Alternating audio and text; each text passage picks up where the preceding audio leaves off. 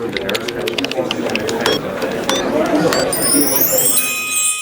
to CharityVillage Connects. I'm your host, Mary Barrell. That's the sound of a hummingbird pollinating our world and making it a better place. The hummingbird is Charity Village's logo because we strive, like the industrious hummingbird, to make connections across the nonprofit sector and help make positive change. Over this series of podcasts, we'll explore topics that are vital to the nonprofit sector in Canada. Topics like diversity, equity, and inclusion, mental health in the workplace, the gap in female representation in leadership, and many other subjects crucial to the sector.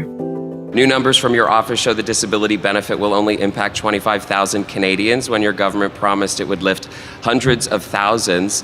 What is your message to advocates who say that you have broken your promise on that?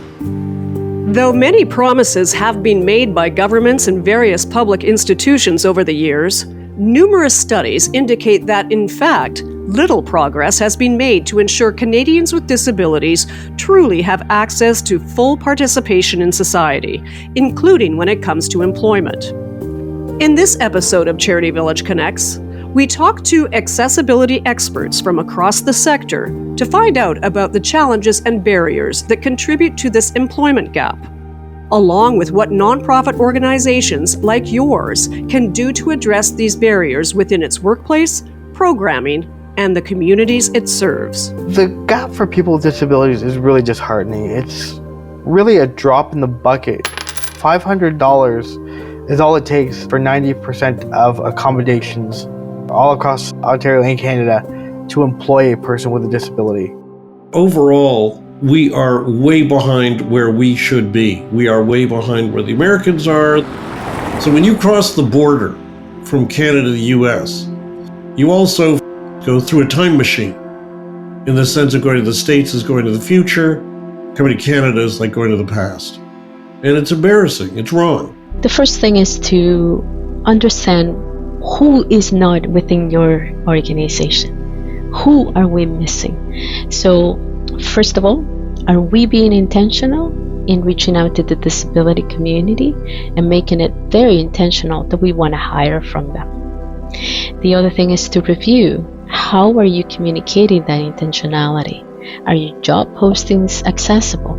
I like to point out to employers and others that PWD, people with disability, have creativity, determination, problem solving, reliability, they have resilience, they have time management, because we have extra things we need to do in our day that people who do not live with disability do not even have to think about.